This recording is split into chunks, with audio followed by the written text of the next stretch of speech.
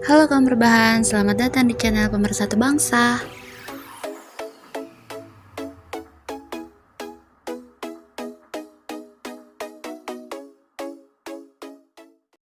Kali ini kami akan menceritakan sebuah film yang berjudul 365 Days.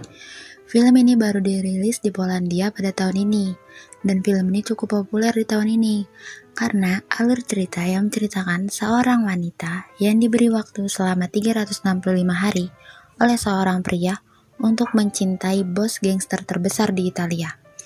Di film ini kita banyak disuguhi adegan penggenjotan yang sangat memuaskan mata.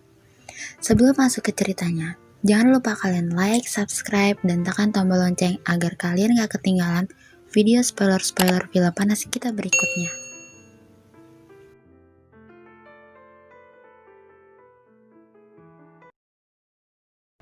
Di awal cerita, kita diperlihatkan sekelompok mafia yang sedang membicarakan bisnis. Yams, di scene ini ada seorang bos mafia dengan anaknya dan beberapa anak buahnya. Ketika perbincangan bersama partner bisnisnya selesai, dengan tidak setujunya bos mafia itu pun berjalan mendekati anaknya yaitu Massimo yang sedang melihat wanita bernama Laura menggunakan teropong. Dia langsung memberi nasihat untuk tidak main wanita terus. Kau sudah harus mulai fokus karena semua warisan ini akan menjadi milikmu. Dan tiba-tiba, ayah Massimo dan Massimo tertembak. Namun sayangnya, yang selamat hanya Massimo, sedangkan ayah Massimo meninggal dunia. Sepertinya yang menembak adalah partner bisnisnya itu karena ayah Massimo tidak mensetujui usulan dari partner kerjanya tadi. Scene pun berganti 5 tahun kemudian pada saat Laura pulang kerja dan ingin melakukan adegan penggenjotan bersama pacarnya yang bernama Martin, tetapi Martin terlalu sibuk dengan kerjaannya di depan laptop. Akhirnya Laura pun berjalan lemas ke dalam kamar melakukan adegan hot sendirian dengan mainan imutnya dengan penuh nafsu. Lalu scene berganti memperlihatkan Massimo yang sedang melakukan adegan hot juga nih. Tapi bedanya dia mut-mutan ya, dengan pramugari di dalam pesawat pribadinya. Pesawat Massimo pun tiba di Italia. Di negara inilah Massimo tinggal. Dan ternyata Laura juga sedang berada di sini untuk merayakan ulang tahunnya dengan pacar dan teman-temannya. Ketika Laura sedang berjalan-jalan mencari angin, dia menabrak Massimo. Tetapi Laura tidak menghiraukannya dan pergi. Setelah penantian 5 tahun, akhirnya ia menemukan kembali Laura, cinta sejatinya. Lalu scan berganti keesokan harinya, di mana Laura sedang mengobrol dengan temannya di pinggir kolam. Temannya itu bertanya, "Kemana pacarmu Martin?" Laura menjawab, "Entahlah, dia tidak ada ketika aku bangun tidur, dan teleponku tidak dijawab. Aku tak berarti baginya. Dia hanya mementingkan teman dan karyanya saja." Pada saat mereka sedang mengobrol, tiba-tiba Martin datang dan menghampiri mereka berdua. Laura langsung menanyakannya, "Dari mana kau?" Martin menjawab, "Gunung Enta. Kau pasti suka. Di sana ada laut, salju yang begitu indah." Laura menjawab, "Kenapa kau meninggalkanku di hari ulang tahunku? Seharusnya kita pergi bersama." Martin menjawab, "Tidurmu lelap. Membangunkanmu hanya membuang waktu saja." Laura langsung marah mendorong Martin ke kolam renang. Laura pun langsung pergi menangis sedih di pinggir laut sampai malam hari. Ketika Laura sedang berjalan ingin pulang, terlihat mobil berhenti di depannya. Ya, di sini Laura diculik oleh salah satu anak buah dari Massimo. Scan berganti ke istana Massimo. Laura pun terbangun dan bingung berada di istana yang begitu besar. Lalu ia mencari jalan keluar dan Laura bertemu pria yang waktu itu. Dia terkejut, ternyata itu Massimo. Laura pun bertanya, "Kenapa aku di sini? Siapa engkau? Dan mengapa kau menyekapku di sini?" Massimo pun menjelaskan, dia telah melihat bayang-bayang Laura selama 5 tahun dan terus mencari ke seluruh dunia dengan yakin dapat menemukan dan memiliki Laura. Massimo juga menjelaskan bahwa ia memberikan waktu selama 365 hari untuk Laura bisa mencintainya. Tetapi jika selama waktu yang diberikan Laura tetap tidak memiliki rasa terhadapnya, maka Massimo akan memulangkan Laura ke Polandia. Massimo pun mengungkapkan bahwa ia tak akan menyentuh Laura tanpa seizin Laura. Namun dengan syarat jangan pernah memancingnya. Ya iyalah, namanya kucing dikasih ikan yang langsung tegrep. Laura pun menjawab dengan terkejut kalau dia mempunyai pacar, keluarga, teman yang akan mencarinya. Massimo pun memberikan bukti jika Martin telah selingkuh dan melakukan adegan mantap-mantap dengan wanita lain. Ia juga memberitahu bahwa ia telah mengirimkan surat berisi permintaan putus Laura kepada Martin. Lelaki tampan ini bernama Domenico. Ia orang kepercayaan Massimo untuk menjaga dan memenuhi kebutuhan Laura. Laura pun diberi fasilitas untuk berbelanja apa saja yang ia mau. Saat itu, ia mengambil kesempatan untuk melarikan diri dari Massimo. Namun sia-sia, karena para polisi di Italia, tepatnya di Sisilia, berada di bawah naungan Massimo. Malam harinya, saat Massimo dinner dengan Laura, Massimo begitu terpesona dengan kecantikan Laura. Ia meminta kepada Laura untuk mengajarinya agar bisa bersikap lembut terhadapnya. Setelah dinner selesai, Laura kembali ke kamarnya dengan perasaan terkejut dan senang. Ia melihat handphone dan laptopnya berada di kamarnya.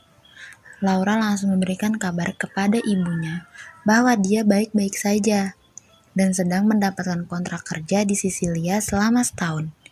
Dia tidak memberitahu ibunya kalau dia diculik, karena nampaknya Laura sudah mulai tertarik dengan Massimo, karena terlihat dia tersenyum dan ingin meraba Massimo saat Massimo tertidur. Bahkan Laura pun mulai berani menggoda Massimo saat mandi bersama. Di malam berikutnya, Massimo mengajak Laura untuk bertemu sepupunya di sebuah kafe. Laura menunjukkan ekspresi menggodanya dari caranya memakan es krim di depan Massimo dan sepupunya. Yang lebih parahnya lagi, ia mandi di air mancur yang ada di kafe tersebut. Betina barbar. Sepulangnya dari acara pertemuan tadi, Laura menghampiri kamar Massimo dengan tujuan untuk menggoda Massimo. Tetapi ia malah senjata makan tuan, karena di sini Laura diberi pertunjukan dengan adegan emut-emutannya Massimo dengan cabai-cabiannya. Aduh, udah kebayang gak sih? Ngilu nih.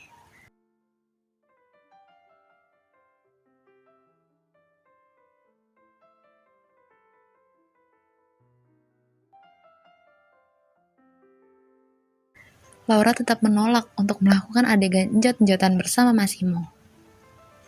Keesokan harinya, Massimo mengajak Laura untuk menemaninya pergi ke salah satu klub miliknya, karena di sana ada pertemuan beberapa keluarga mafia Massimo. Lagi dan lagi, Laura mencoba untuk menggoda Massimo dari caranya berpakaian. Tak disangka, salah satu dari anggota keluarga Massimo ingin memperkosa Laura. Sontak Massimo marah dan menodongkan senjata ke arah orang tersebut dan menembaknya.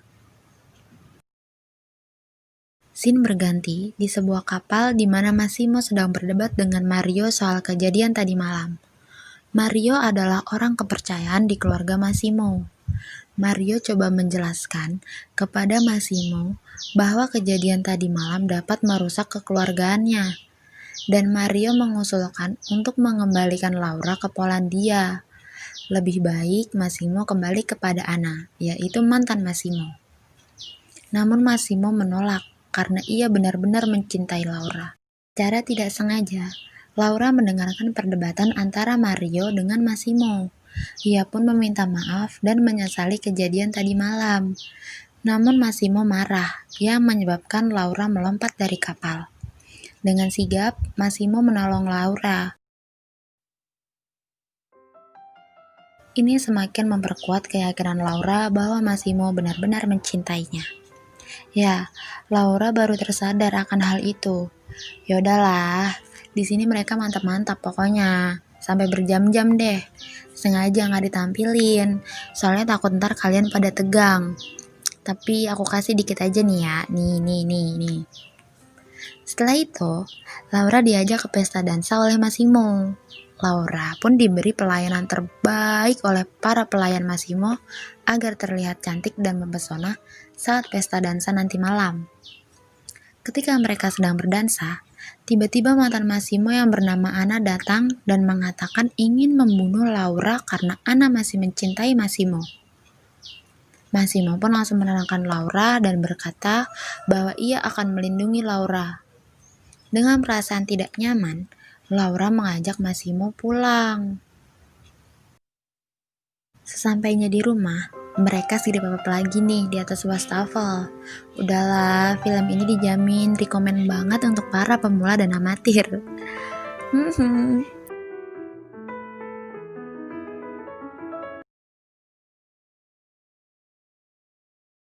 Laura pun diperbolehkan oleh Massimo untuk berkunjung ke Polandia untuk bertemu keluarga dan sahabatnya yang bernama Olga. Namun di tengah perjalanan, ada suatu kejadian yang Laura tidak mengerti karena Domenico yang selalu berada di sampingnya mendapat telepon darurat. Dan dengan terburu-buru, Domenico pun pergi. Setelah sampai di rumah Olga, Laura menceritakan semuanya kalau dia merasa bahagia karena dia sedang jatuh cinta kepada Massimo yang kaya raya dan memiliki tubuh yang sempurna dan juga lollipop yang besar. Bahkan Laura pun menceritakan adegan pengenjotan yang sangat memuaskan bersama Massimo.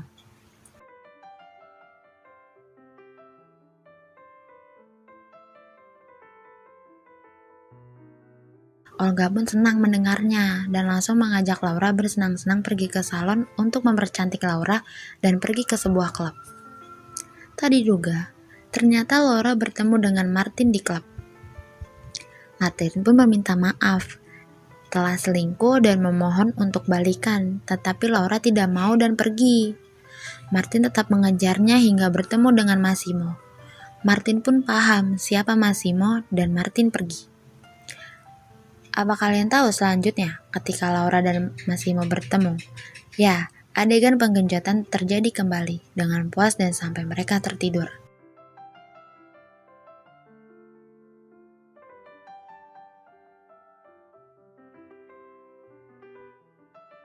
Pagi harinya, setelah mereka terbangun, Massimo pun melamarnya dan Laura pun menjawab, "Iya, aku mau." Laura pun mencoba memperkenalkan Massimo kepada orang tuanya dengan cara menghadiri salah satu acara pernikahan saudaranya.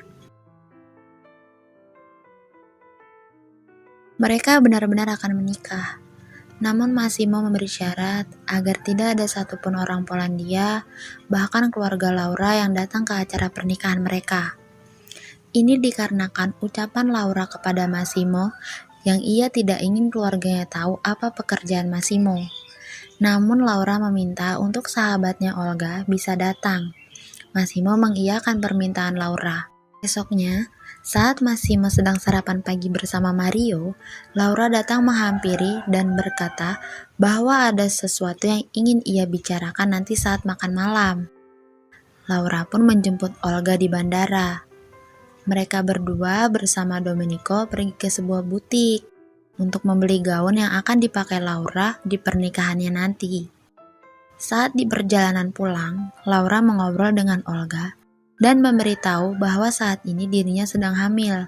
Namun Massimo belum mengetahuinya dan ia berencana untuk memberitahu nanti saat mereka dinner. Mereka pun melanjutkan perjalanan pulang. Selama di perjalanan, Laura menelpon Massimo. Mereka berbincang mengenai bahan pembicaraan nanti malam. Massimo pun sedang menunggu kedatangan Laura di rumah. Namun, suatu hal buruk terjadi. Mario mendapat kabar bahwa ada yang akan membunuh Laura. Mario berusaha untuk memberitahu Massimo. Ya, tidak ada happy ending di film ini. Laura terbunuh dengan calon bayinya. Massimo begitu hancur saat mengetahui hal tersebut.